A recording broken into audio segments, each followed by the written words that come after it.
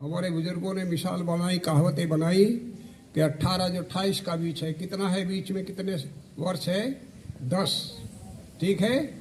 उन्होंने कहा ये पतन उत्थान का है। अब तो हाई स्कूल के बाद ही पतन उत्थान हो जाता है। 28 के बीच तो धूल की बात छोड़ो, जहां बोलना चाहिए बोलो, और जहां एक शब्द बोलने से घर में दीवार आती हो, पतन होता हो।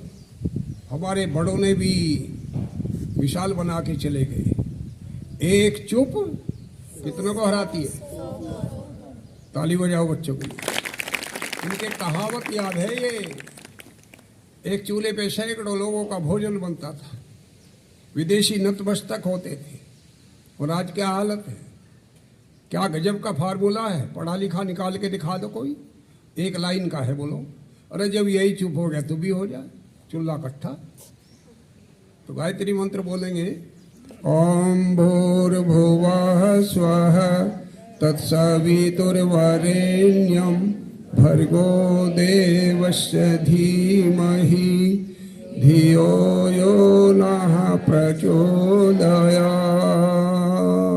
जितेंद्र, जिसने इंद्रियों को जीत लिया हो, जिसने सच्चाई के पथ पर चलने का संकल्प ले लिया हो, जिसकी कथनी और करनी में कोई अंतर न हो, वही आर्य होता है। कौन होता है? कोई कहे कुछ रहा है, यहां से उतरते ही कुछ हो रहा है। चौधरी चरण सिंह देश के क्या बने? जो सर्वोच्च पद होता राजनीति का, प्रधानमंत्री बना। बच्चों क्या बोलते थे? हाँ, आर्य समाज के थे। राजनगर से उन्होंने प्रधान रहे, वहां के नगर में जाने का अवसर मिला इनको सबको। मैं भी गया हूं, वहां के प्रधान रहे, मंत्री रहे। क्या कहते थे कि राजनीतिक जीवन और व्यक्तिगत जीवन एक होना चाहिए। ताली बजाओ तो चौधरी चरण सिंह प्रधानमंत्री के लिए। ये होते हैं आर्य। जितेंद्र जी बेटी की शादी की, 2 दिन का कार्यक्रम, बेटी सविता आर्य उसमें, संगीता आर्य उसमें, 2 दिन का कार्यक्रम रखा वेद का प्रचार। 3 का हाँ, भूल भी तो लगती है। अच्छा, भूल किसको लगती? परमात्मा को या हमें लगती है जीवात्मा को? ताली बजाओ भाई। कहाँ लोग ताली बजाओगे? बच्चों को तो ट्रेंड कर रखे सारे। ये तो आचार्य जो है ना ट्रेंड करके भेज दिया, इतना तो याद हमारे भी नहीं। हाँ, और 2 आचार्य जिन्होंने विवाह संस्कार किया आर्य में। ताली बजाओ तो जितेंद्र जी के लिए बजाओ। सारे आर्य बैठे हैं, जीवन में आचरण हो। बोल के तो मैं भी चला जाऊं। यहां किसी को बुलाले में नाम नहीं लेना चाहता किसी का। और उन्हें बताओ जी, यज्ञ का विषय है, इस पर बोलो।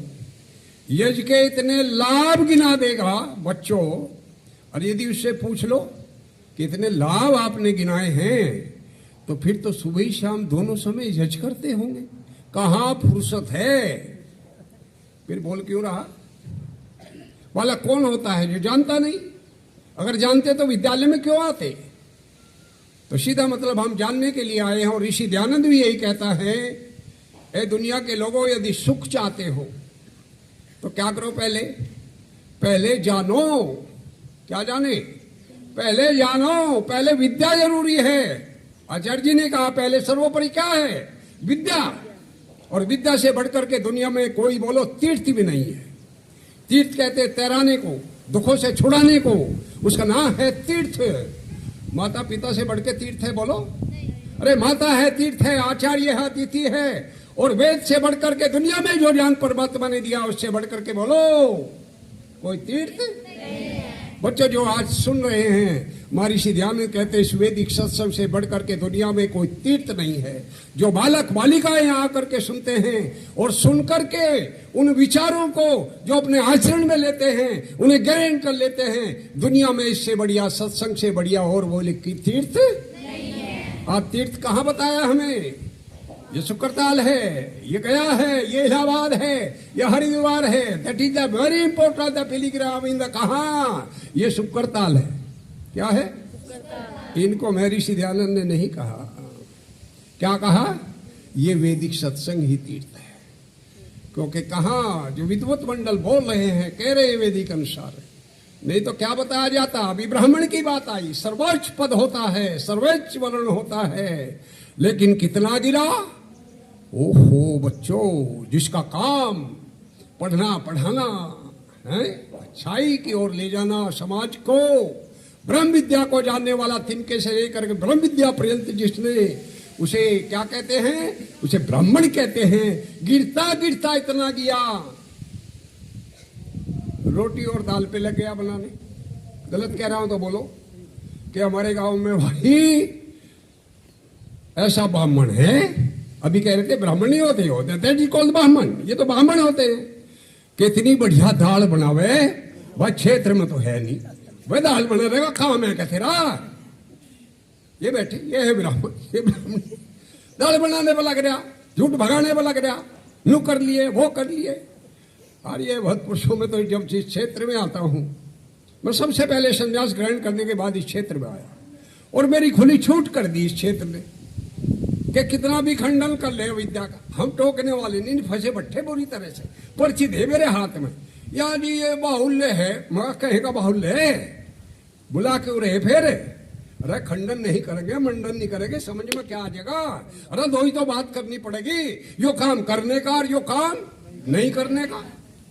अब बता रहा एक पेड्डे के चक्कर काट ले, फटी हुई ना होगी, आ जाएगी क्या ये अविद्या।